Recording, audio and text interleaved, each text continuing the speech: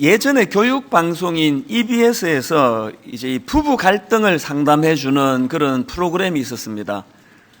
부부 간에 많은 갈등을 가지고 힘들어하는 그런 케이스들을 이제 신청을 받아 가지고요. 보니까 이제 그 집에 카메라를 설치합니다. 곳곳에 카메라를 이제 설치해 가지고 이 부부가 어떻게 지내고 있는지, 어떤 일로 다투는지, 또 어떻게 그것들을 풀어나가는지 그걸 이제 다 이제 촬영을 해 가지고는 전문가들이 이제 그 내용을 보면서 이제 분석도 해 주고요. 그러면서 이제 이 가정의 문제가 뭐라는 걸 진단해 주고 하는 그런 이제 프로그램이었는데요. 제가 이제 한 몇 번 그 프로를 보다가 보니까 이 가정적으로 부부 간에 갈등을 겪고 문제가 있는 이 부부의 공통점이 있더라고요. 그 공통점이 뭐냐 하니까 부부가 다 자기 입장만 생각하고 상대방의 입장을 헤아리지 못하고 상대방의 아픔을 헤아리지 못하는 그런 공감하지 못하는 특징이 있더라는 겁니다. 상대방의 입장을 공감해 주지 못하니까 둘 다 자기만 억울한 거예요. 그래서 제가 그 프로를 보면서 배운 게 뭐냐 하면은 이 건강한 부부 관계를 유지하기 위해서는 이 상대방의 입장을 이해하는 이 공감 능력이 필요하겠구나. 배우자를 선택할 때도 또 아들, 딸 장가 보낼 때도 뭐 얼마나 좋은 대학을 나왔나, 얼마나 외모가 아름답나 이런 것보다는 저 사람이 그 상대방의 아픔을 공감해 줄 수 있는 이 공감 능력이 있는 사람인가. 그러니까 이걸 보는 것이 배우자를 정하는데 참 중요한 항목이 되는 것 같습니다. 이 공감이라는 단어는 영어로 empathy라고 하는데요. 이 empathy 할 때 M은 이 into, 그러니까 어디 속으로 들어가다 이런 뜻이고요. 퍼시라는 이 단어는 감정이라는 뜻입니다. 그래서 이 empathy, 이 공감이라는 이 단어는 이 남의 감정 속으로 들어가는 거, 이게 공감이라는 겁니다. 최근에 저는 이 공감 능력과 관련한 한 칼럼을 읽고 참 많은 그 생각을 하게 하는 좋은 칼럼이 있었는데요.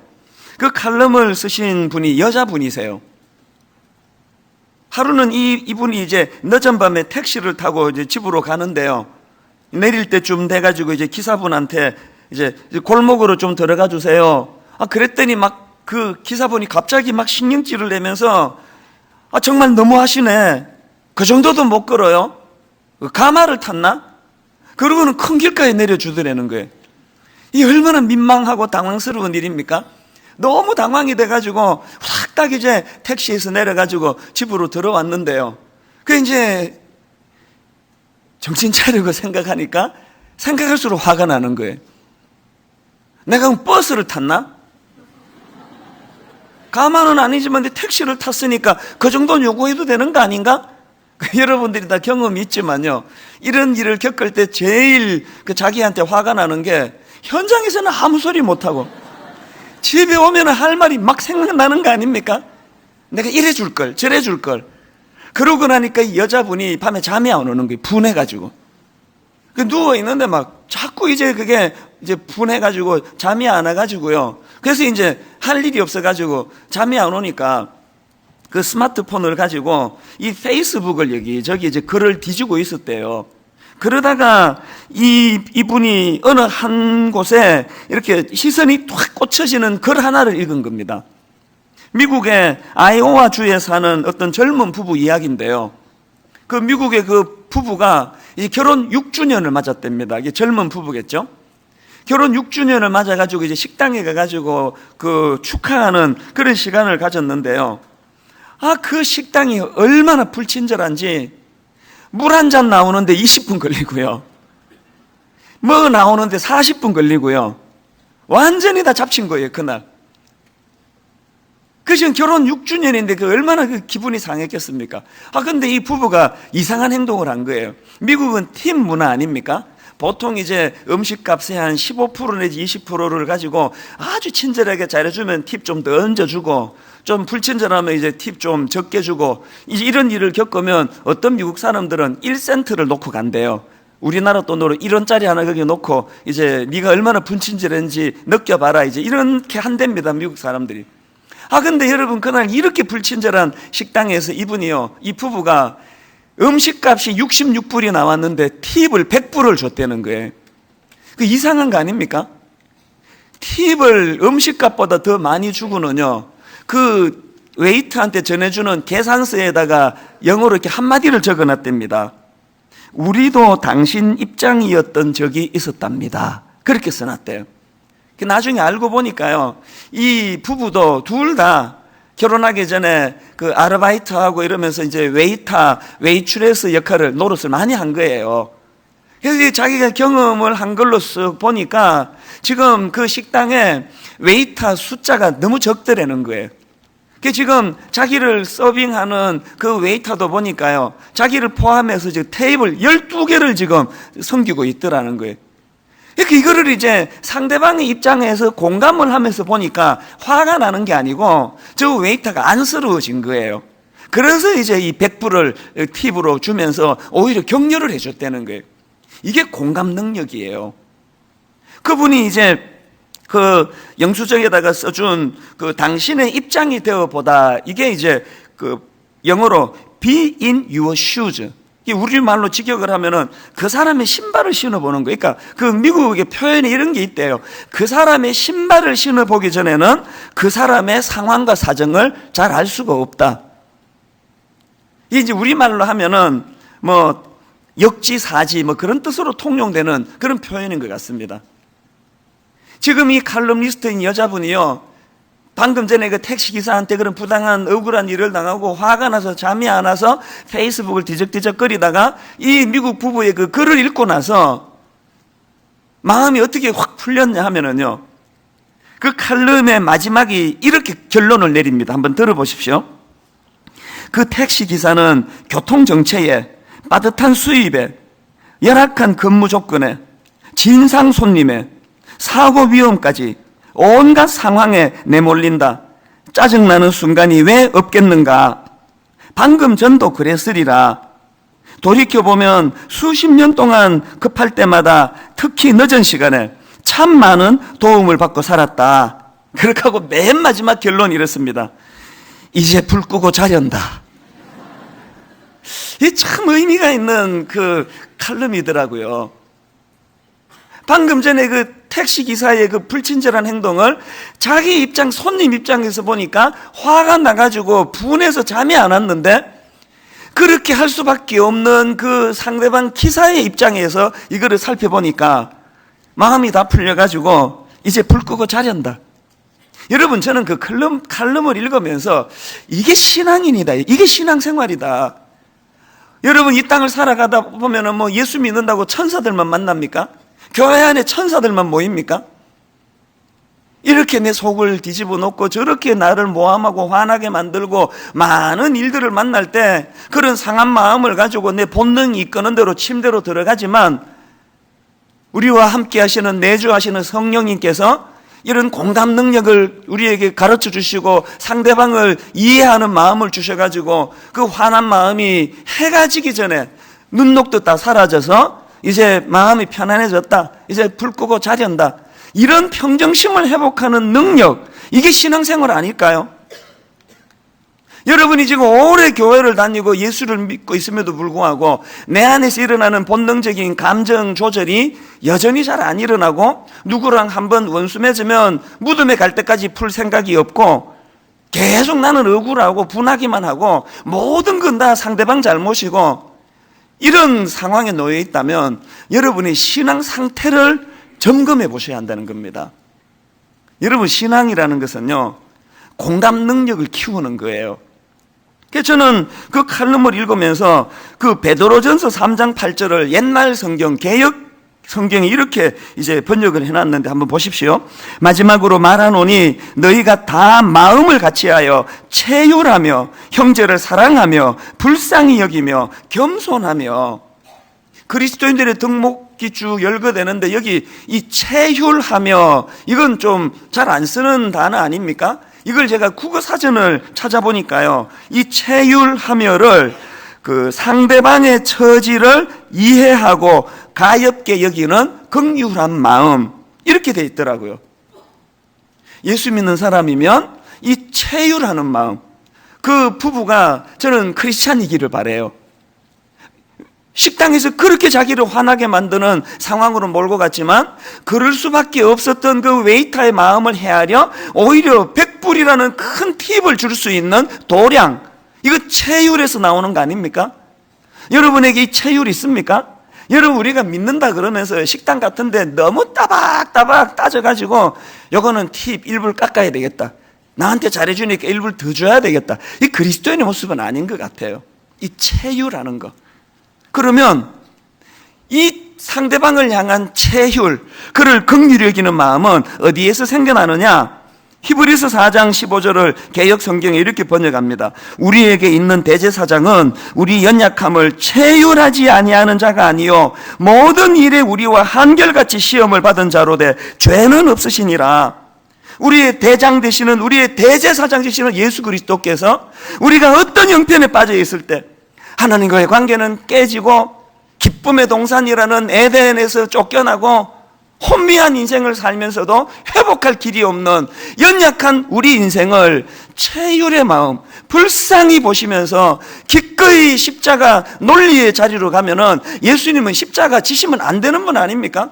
우리가 그렇게 따지기 좋아하는, 시시비비 가리기 좋아하는 이런 마음으로 다가가면 우리 구원 못 받습니다. 전에도 말씀드렸잖아요. 예수님이 야, 죄는 네가 졌는데 십자가를 왜 내가 져야 돼?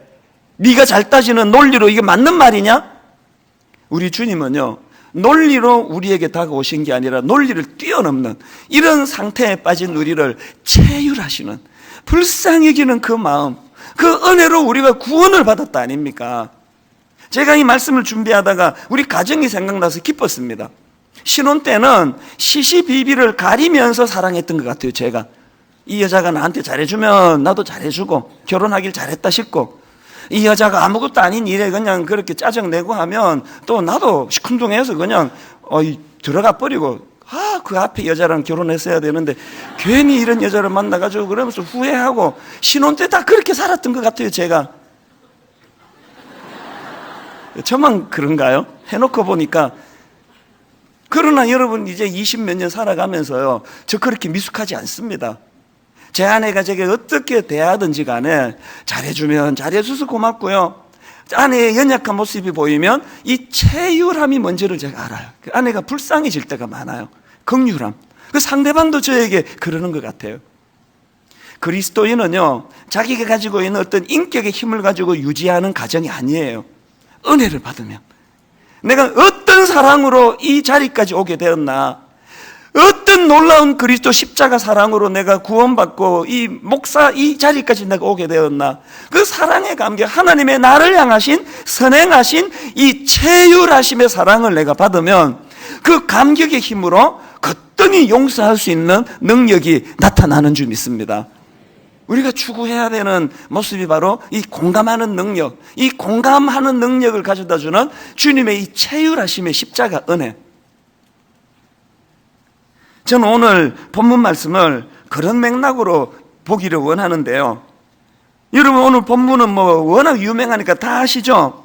지금 예수님과 제자들이 어느 혼인잔치에 초청을 받았습니다.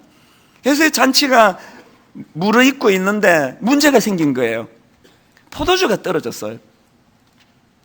여러분, 그 지역은 그 중동 그 사막 지역 아닙니까? 메마른 지역이다 보니까요, 그 문화가 이제 이 포도주가 가진 역할이 굉장히 중요하답니다. 그래서 그 잔치에 어느 정도 상품의 포도주를 내놓느냐에 따라서 그 잔치의 격이 결정된다고 할 만큼 이 포도주의 역할이 중요한데, 그만 포도주가 떨어져 버린 거예요.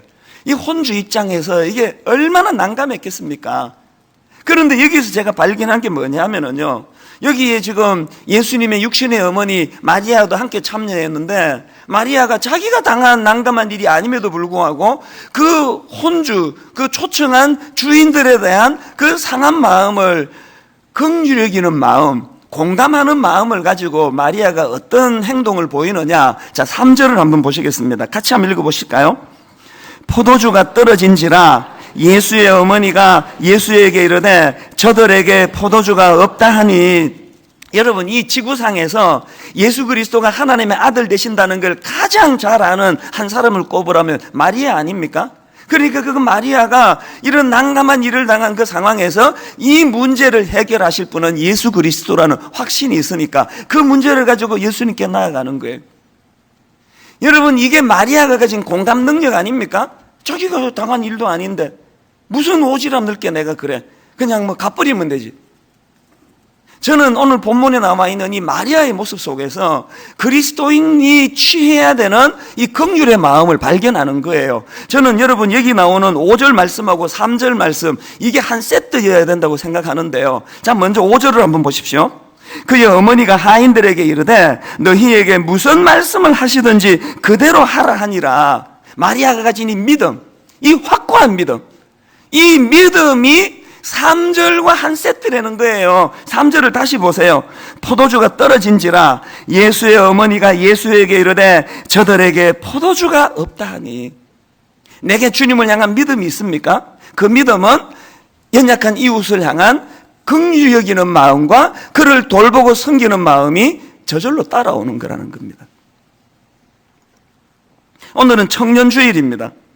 저희가 1년에 한 번 이 청년주일로 지키는 것은요, 오늘 이 시대가 이 젊은이들이 아픔이 너무 많아요. 어른들은 안 겪은 세계다 보니까요, 뭐 힘들긴 뭐가 힘들어, 우리도 다 겪었는데 아닙니다. 전혀 차원이 다릅니다. 지금 그래서 우리가 이 젊은이들을 좀 품고 기도하고, 뭐 인생의 꽃도 피기 전에 벌써 좌절부터 배우고 낙심부터 배우고 눈물을 배우고, 그래서 이 청년들을 마리아처럼 우리가 주님 앞으로 이 기도 제목을 가지고 어른들이 좀 기도도 하고 축복하는 그런 시간을 가지려고 우리가 1년에 한 번 이 청년주일을 드리지 않습니까? 여러분 들어오시다가 이 주보에서 이제 이 기도 제목 하나 다 받으셨을 텐데요, 저한테는 어떤 형제 이름이 올라와 있네요.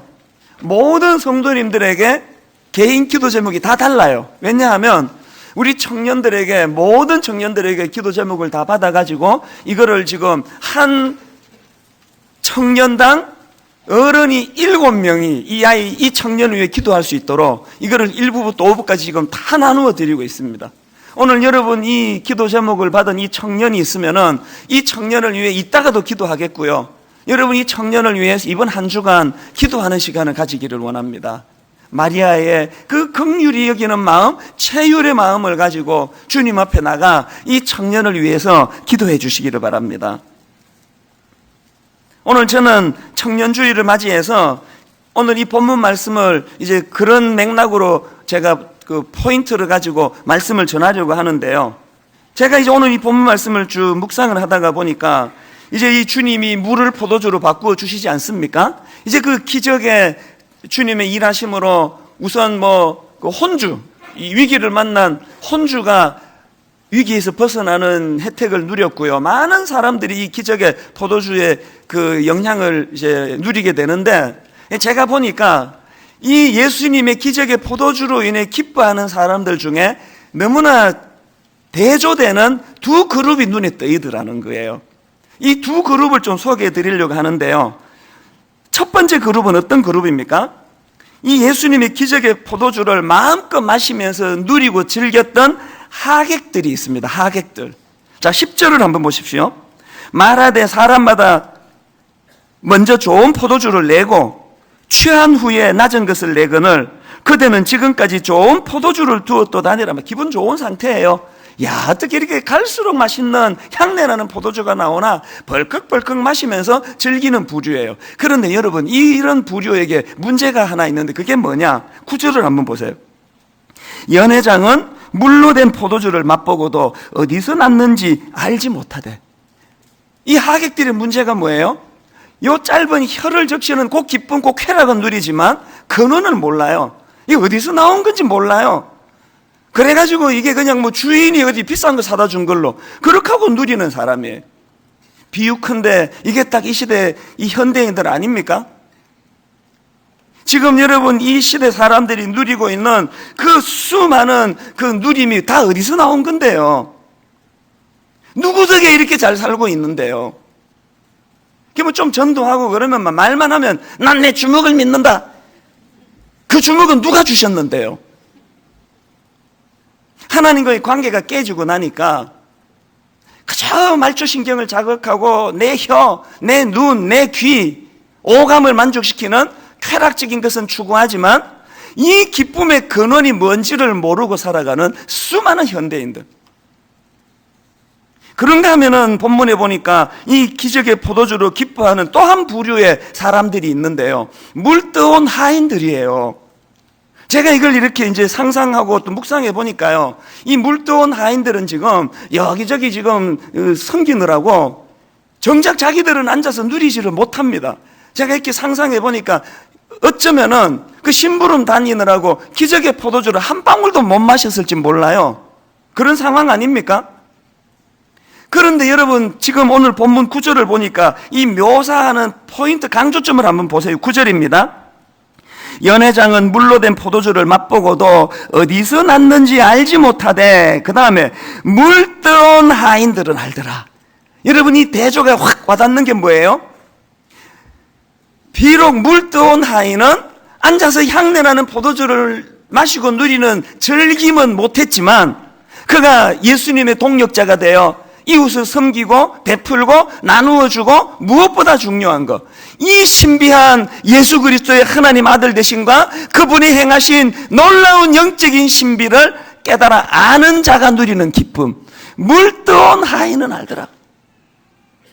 여러분 우리가 이 땅을 살아가면서 우리가 추구하는 기쁨은 탁자에 앉아서 향내나는 포도주를 한없이 마시는 이것이 행복이라고 가르치고 이것을 추구하는 세상을 살아가고 있습니다. 우리 젊은이들을 향해서도 세상이 던지는 메시지는 그거 아닙니까? 너 명문대학 가야 돼. 너 좋은 데 취직해야 돼. 대기업 가야 돼. 대기업. 그리고 능력 있는 남자랑 너 결혼해야 돼. 섹시해야 돼. 섹시. 그래가지고 향내나는 포도주를 네가 많이 할 수 있는 대로 많이 쟁취해라. 한 방울도 누구 주지 말고 그 네가 다 마시며 네 인생인데 네가 즐겨라. 이게 세상이 우리에게 던져주는 메시지예요. 그런데 여러분 이런 본문을 통해 알게 되는 것은요, 하나님 나라의 비밀은 거기에 있지 않습니다. 내가 포도주를 마셔서 즐거운 인생이 아니라 주님과 더불어 동역하는 기쁨, 어느 정도 목마른 이웃을 향하여 아름다운 이 섬김을 통해서 살아가는 이 삶이 얼마나 행복한가를 가르쳐주는 것, 이게 교회 아닙니까? 영국 작가인데요, 마이클 폴리라는 사람이 쓴 책 중에서 이 행복할 권리, 이런 제목의 책이 있는데요, 그 책에서 저자는요 이 심리학자라고 합니다. 엘버트 앨리스라는 분이 제시하는 이 재미있는 표현을 소개하는데 이 표현이 재밌어요. 우리 모든 인간에게는 그 내면에 해야 한다 삼총사가 있대요. 저한테도 있고 여러분에게 있대요. 해야 한다 삼총사. 이 해야 한다 삼총사가 뭐냐 보니까 첫 번째 삼총사 중에 첫 번째가 뭐냐, 난 성공해야 한다. 두 번째, 누구나 내게 잘 대해 주어야 한다. 그럴 줄 알고 결혼했다가 맨날 싸우는 게 이 두 번째 삼총사 때문에 그런 거 아닙니까? 세 번째 삼총사가 뭐냐, 세상은 반드시 살기 쉬워야 된다. 고통은 내게 오면 안 된다. 난 포도주를 마시는 즐거움을 가진 인생이다. 여러분 모든 인간의 본능 안에 이 해야 한다 삼총사가 도사리고 있는데요, 그런데 여러분 이 해야 한다 삼총사라는 본능 때문에 우리 인간은 늘 허탈하고 공허하고 만족감이 없는 그런 삶을 산다는 거 아닙니까?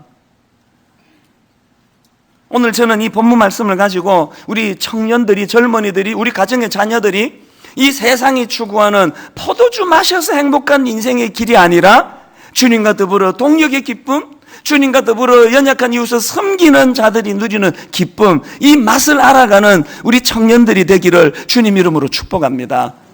자, 여러분 그렇기 위해서는요, 저는 오늘 이 본문 말씀을 가지고 우리 자녀들이, 우리 청년들이 이런 하나님 나라의 기쁨을 맛보아 알기 위해서 우리가 기성세대인 우리 어른들이 두 가지 모범을 보여줘야 되는 게 있다는 거예요.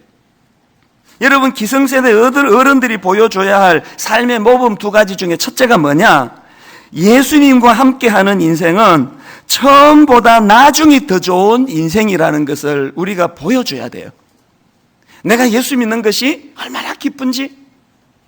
여러분 저는요, 후배 목사님이 한 번씩 오면은 제가 가끔씩 이런 이야기를 해요. 내가 물어볼 게 하나 있는데, 당신 생각에 이찬수 목사가 분당 우리 교회 담임 목사로서 가장 추구하는 영적인 뭐가 하나 있는데 그게 뭘 것 같냐고. 내가 이 교회 담임 목사로서 가장 추구하는 목표가 뭘까요? 여러분은 혹시 아세요? 뭘 것 같아요? 제가 뭘 추구할 것 같아요? 목사로서? 여러분 표정이 관심 없고 빨리 대답하세요. 그 표정인데요. 여러분 저는요 분당 우리 교회를 세계적인 교회로 키우는 꿈을 갖고 있지 않습니다. 저는 저로 말미암아 우리 모든 성도님들이 너무너무 행복한 인생이 되도록 하는 일에 쓰임받는 것, 그것도 내 목표의 일부지만 이게 내 목표 전부가 아니에요. 이것보다 더 추구하는 목표가 있는데 오해하지 말고 들어주세요. 저는 내 인생의 지상 최대의 숙제가, 과제가 뭐냐 하면 주 안에서 제가 행복해지는 거예요. 실망하셨어요? 무슨 목사가 저래? 이건 그러나 중요한 명제라고 생각합니다. 제가 왜 이런 생각을 하는가 하면 저는 실제로요 제가 행복할 수만 있다면 저는 무슨 일이든 다 하기를 원합니다. 단 주 안에서. 이제 궤도를 이탈해가지고 주 밖에서 행복한 거. 우리 교회도 대형교회가 됐으니 억대 연봉을 달란 말이에요. 에쿠스를 주든지 외제차를 사주든지 해달란 말이에요. 왜 운전기사를 안 주시느냐고요. 이래서 행복한 거 말고, 그거는 앉아서 그 포도주 마시는 인생이기 때문에요. 저는요 주님 안에서 제가 진실로 목사이기 때문에, 이 교회 담임 목사이기 때문에 행복하기를 원해요. 왜냐하면 제가 행복하지 않고 교회가 아름답게 큰다면 저는 불행한데, 제 설교를 듣고 성도들이 행복하다면 그것은요 제가 우리 하나님을 악덕 기업주 만드는 짓이에요. 그렇지 않습니까? 지금 세상도요 자기 배만 불리고 종업원을 위해주지 않으면 그 세상도 그 손가락질하는 거 아닙니까? 제가 하나님의 종으로 막 엄청나게 쓰임받고 정작 저는 우울하고 불행하고 그러면 우리 하나님을 악덕 기업주 만드는 짓이에요. 그래서 저는 이를 악물고 제가 행복하기를 원해요. 우리 하나님을 좋은 창업주 되시도록. 그래서 저는 하는 일이 아주 단순하지 않습니까? 좀 어려움이 있으면은 우리 교구 목사님을 찾아가요.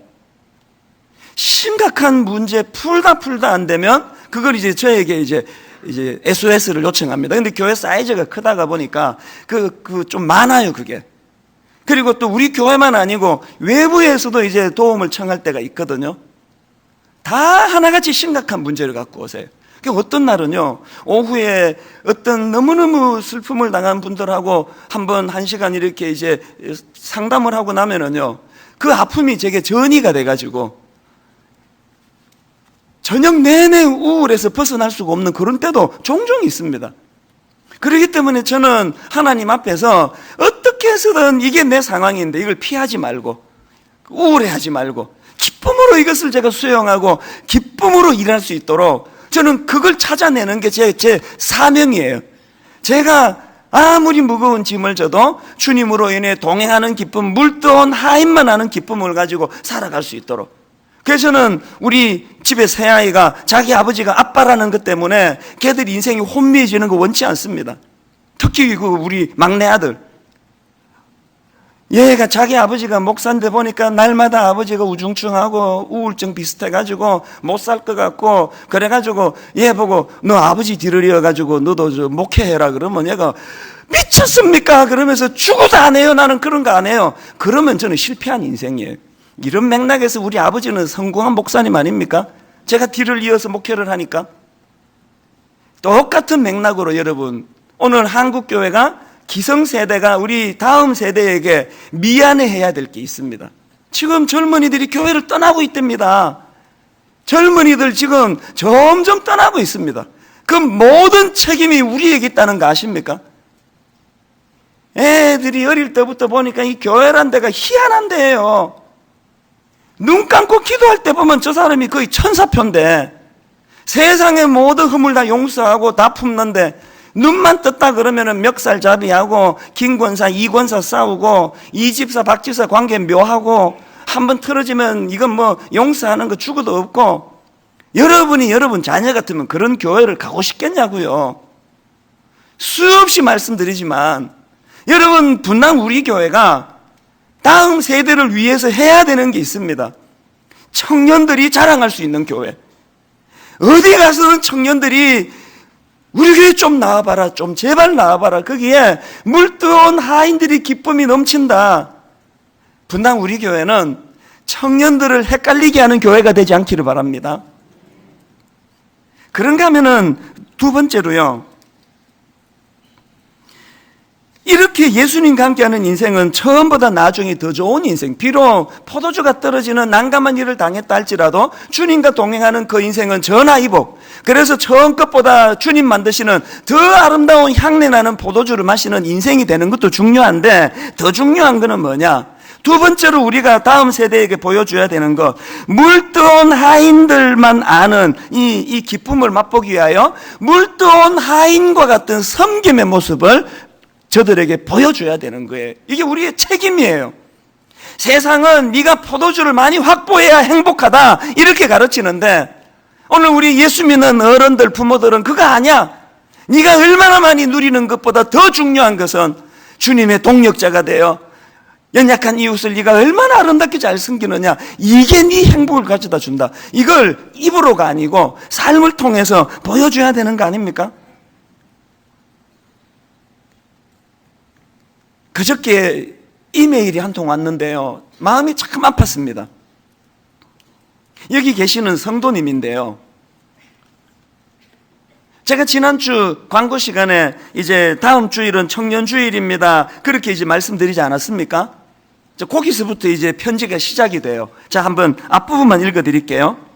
지난 주일 광고 시간에 다음 주는 청년주일입니다 라고 말씀하시는데, 거기서 마음이 멈추어 여러 상황이 떠오르며 견딜 수 없이 마음이 아프고 힘들었고, 내 개인의 아픔으로 내 감정선에 치우친 것은 아닐까 고민했었는데, 이렇게 편지가 시작이 돼요. 상황을 제가 보니까요, 이분의 자녀가 9년째 우울증을 앓고 있습니다. 이분 표현으로 이 아이가 지금 동굴에 갇혀 나올 생각을 하지 않습니다. 그러니까 다음 주일날 청년들이 나와가지고 이렇게 기뻐 찬양하고 밖에서 행사하고 이런 거를 이제 펼쳐질 걸 생각하니까 그 아들 생각에 마음이 아프신 거예요. 그 상한 마음을 제게 메일로 보내주시는데, 저는 그 메일을 보면서 정말 우리 청년부가, 우리 대학부가 우리 이런 연약한 지체들을 품어내고 동굴에서 끄집어내 밝은 곳으로 이끌 수 있는 그런 공동체가 되면 좋겠다, 그런 생각을 했었고요. 또 하나, 여러분, 9년 동안 이 어머니가 천하보다 귀한 한 영혼을 자녀라는 이름으로 위탁을 받아가지고 물뜨거운 하인처럼 그렇게 섬기고 있는 이 어머니의 수고와 섬김이 이게 어떻게 하찮은 것이겠는가? 제가 수만 명의 성도들을 상대로 하는 이 목회의 무게나 한 자녀를 놓고 눈물로 9년째 기도하고 있는 이 어머니의 수고의 무게가 하나님 나라에서는 저울로 똑같지 않을까? 오늘 이 예배를 통해서 그런 물뜨거운 하인으로 수고하는, 그러다가 상처도 받고 아프고 눈물 흘리는 성도님들이 계시다면 주님이 오늘 이 시간 위로해 주시기를 원합니다. 여러분, 우리가 아무리 힘들어도 향내나는 포도주 마셔야 성공하는 인생이 아니고, 나를 필요로 하는 연약한 이웃들, 내 자녀, 내 가정, 그래서 나도 우직히 물뜨거운 하인과 같은 섬김의 모습, 이런 정신을 자녀들에게 보여줘야 되겠다. 어른들에게 이런 결단이 있기를 원합니다.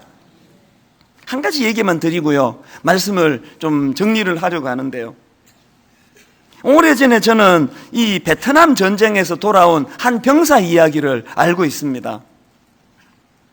베트남 전쟁에 참여했다가 이제 그 아들이 귀국해가지고 미국의 샌프란시스코 공항에 도착을 했습니다. 아마도 이제 자기 집은 타주에 더 비행기를 타고 더 가야 되는가 봅니다. 샌프란시스코 공항에 내려가지고는 자기 부모에게 전화를 했습니다. 어머니, 아버지, 저 이제 집에 돌아왔습니다. 그런데요, 함께 갈 친구가 있는데 그래도 되겠습니까? 어느 부부가 안 된다 그러겠습니까? 친구 괜찮아, 데리고 와. 그랬더니요, 그 아들이 이렇게 말했습니다. 그런데 어머니, 아버지, 부모님이 아셔야 될 게 하나 있는데요, 그 친구는 전투에서 심각한 부상을 입은 친구입니다. 지뢰를 밟아서 다리 하나와 팔 하나를 잃었거든요. 이 친구는 지금 갈 곳이 없습니다. 그래서 저는 그 친구와 함께 우리 집에서 지내고 싶어요. 그랬더니요, 그 부모님의 태도가 달라진 거예요. 자, 그 다음부터 한번 내용을 들어보세요. 안 됐구나, 얘야. 아마도 우리가 그 친구가 살 곳을 마련해 줄 수 있을지 모르겠다. 그랬더니 아들이 이렇게 말합니다. 아니요, 그런 의미가 아니에요. 저는 그와 우리 집에서 함께 살고 싶다고요. 얘야, 아버지가 말했다. 너는 지금 너가 무슨 말을 하는지도 모르는구나. 그런 장애가 있는 사람은 어쩌면 우리에게 큰 짐이 될지도 모른단다. 우리는 여지껏 우리끼리 잘 살아왔어. 우리는 우리 삶에 이런 골칫덩어리가 끼어드는 것을 원치 않는단다. 내 생각에는 너만 집으로 오고 그 친구에 관한 것은 없었던 것으로 하면 좋겠구나. 그는 스스로 살 길을 찾아갈 수 있을 거다. 그랬더니 아들이 아무 말 없이 전화를 끊더래요. 그리고 며칠 후에 샌프란시스코 경찰에게서 연락이 왔습니다. 한 남자가 빌딩에서 추락사를 했는데 아마도 자살인 것 같다. 이 두 아버지 어머니가 혼비백산에서 샌프란시스코로 날아갔습니다. 그 다음을 들어보십시오. 깜짝 놀란 병사의 부모는 샌프란시스코로 날아갔고 시체 안치실에서 그 시체가 자신들의 아들임을 확인했다. 그가 그들의 아들임을 금방 알아보았지만 여태껏 그들이 모르고 있던 것을 알고는 경악스러웠다. 그들의 아들이 바로 팔 하나와 다리 하나가 없었던 것이다. 여러분, 저는 오래전에 이 글을 읽으면서 뇌리에서 잊혀지지가 않아요. 우리가 자녀들에게 보여줘야 되는 물뜨거운 하인의 정신이 뭘까? 강단에서 말은 청산유수같이 설교하면서 실제로는 그런 연약한 이웃에 대하여 이렇게 냉정하고 조금도 세상 사람과 다를 바 없는 그런 모습을 온 몸으로 보여주고 있는 이런 형태의 부모의 모습은 혹시 제가 견제하고 있는 건 아닌가? 그날 여러분, 이 아이가 그 친구를 빗대 자기의 처지를 고백했을 때 기쁨으로 너 친구를 데려오느라 팔 하나 잘린 게, 다리 하나 잘린 게 아무 문제가 되지 않는다고 여러분, 물도온 하인의 정신으로 그렇게 맞이했더라면 그 아들이 어떻게 됐겠습니까? 결론을 맺으려고 합니다. 제가 맨 설교 서두에 공감이라는 것은 남의 감정 속으로 들어간다, 이런 표현을 하지 않았습니까? 우리 크리스찬으로서, 특히 오늘 청년주일로서 내게는 그 공감 능력이 있는가? 결론을 맺으면서 여러분에게 동영상 하나를 보여드리려고 하는데요. 요즘에 청년들이요, 워낙에 이 취업이 안 되니까 모의 인터뷰, 이제 인터뷰하러 가가지고 이제 가상된 걸 가지고 이런 연습을 다 한답니다. 그걸 가지고 만든 동영상인데 같이 한번 보시도록 하겠습니다. 영상이 훨씬 깁니다. 그러나 이제 시간 관계상 딱 한 청년의 모습만 보여드렸는데요. 전체 그 풀로 된 동영상은 오후에 우리 홈페이지에 올려놓을 생각이에요. 여러분, 저 청년의 눈물을 아세요? 공감이라는 것은 남의 감정 속으로 들어가는 것이라면 하나님, 이 어린 청년들이 포도주가 떨어져 버린 잔치집 같은 난감한 상황에 놓여 있다면 하나님, 이 교회를 출입한 우리 젊은이들이 물을 포도주로 바꾸어 주시는 예수 그리스도를 만나는 통로로 이 아픔을 사용하여 주시옵소서. 여러분에게 나누어 드렸던 이 기도 카드 꼭 여러분까지 기도해 주시고요. 그리고 오늘 이 설교 말씀을 녹여 놓은 것 같은 찬양이 하나 있는데 우리 찬양을 같이 부르시면서 우리 젊은이들을 위해서 기도하고 축복하시면 좋겠습니다. 이렇게 노래합니다. 하나님, 한 번도 나를 실망시킨 적 없으시고, 하나님, 한 번도 나를 실망시킨 적 없으시고, 언제나 공평과 은혜로 언제나 공평과 물을 포도주로 바꾸시는 그 주님으로 말미암아 나를 지키셨네. 지나온 모든 세월들, 지나온 모든 세월들 돌아보아도 그 어느 것 하나 주의 손길, 그 어느 것 하나 주의 손길, 안 미친 것 전혀 없네. 안 미친 것 전혀 없네. 은혜 아닙니까? 오 신실하신 주, 오 신실하신 주, 오 신실하신 주, 오 신실하신 주, 내 너를 떠나지도 않으리라. 내 너를 떠나지도 않으리라. 내 너를 버리지도 않으리라. 내 너를 버리지도 않으리라. 약속하셨던 주님, 약속하셨던 주님, 그 약속을 지키사 그 약속을 지키사 이후로도 영원토록 이후로도 영원토록 나를 지키시리라 확신하네. 우리 자녀들을 마음에 품고 축복하며 오 신실하신 주, 오 신실하신 주, 오 신실하신 주, 오 신실하신 주, 내 너를 떠나지도 않으리라. 내 너를 떠나지도 않으리라. 내 너를 버리지도 않으리라. 버리지도 않으리라. 약속하셨던 주님, 약속하셨던 주님, 그 약속을 지키사 그 약속을 지키사 이후로도 영원토록 이후로도 영원토록 나를 지키시리라 확신하네. 거친 파도 날 향해 와도 주와 함께 날아오르리. 폭풍 가운데 나의 영혼 폭풍 가운데 잠잠하게 주를 보리라. 잠잠하게 우리 다 자리에서 일어나셔서 마지막으로 한 번 더 선포합니다. 거친 파도 날 향해 와도 주와 함께 날아오르리.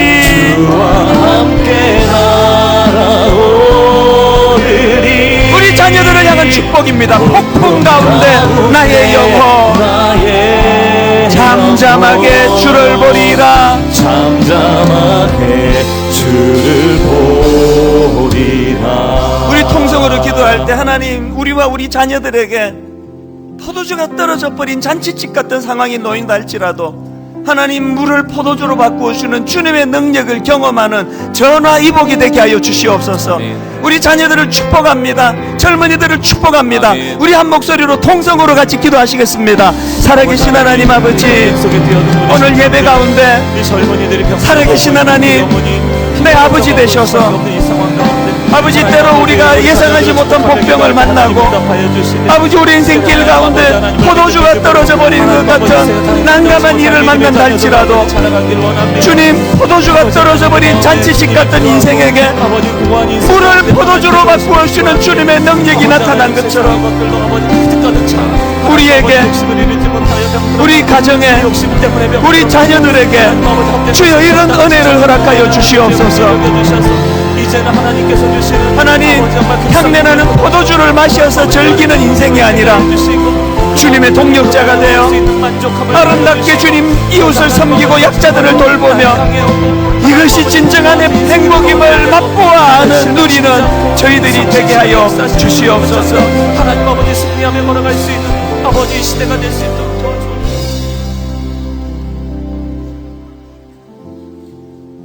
너희가 다 마음을 같이하여 체휼하며 형제를 사랑하며 불쌍히 여기며 겸손하며 우리에게 있는 대제사장은 우리 연약함을 체휼하지 아니하는 자가 아니요 모든 일에 우리와 한결같이 시험을 받은 자로 돼 죄는 없으시니라.